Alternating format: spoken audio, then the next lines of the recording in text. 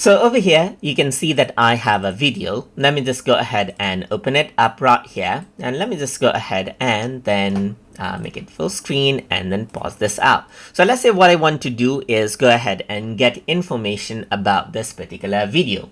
In that case, you can see the media and codec information as necessary. So to do that, you can go around over here onto tools and then you can go to media information, as you can see right here. And then you see the general media information, like you got the title, but everything else is blank because there is no data right here in this video. But you can see the encoded by, the author name has been added in, so you will be able to see that out. Apart from that, you can also see metadata. So if you have any extra metadata on the video, you'll be able to see it here.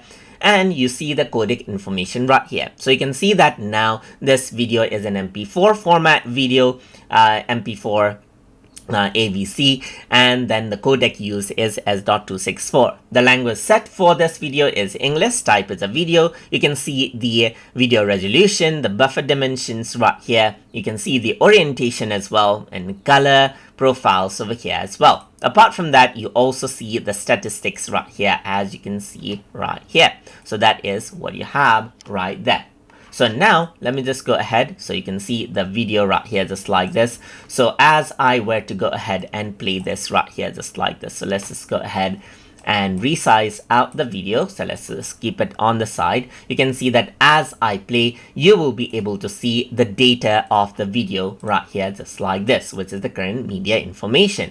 So now apart from that, you can also directly go around over here onto codec information and you'll get simply to the other tab directly, and you can access the same tabs right here to view the details as necessary. And that is how you can go ahead and view the media and codec information as necessary inside a VLC Media Player. So I hope you guys learned something as always. And as always, please like, comment, share, and subscribe.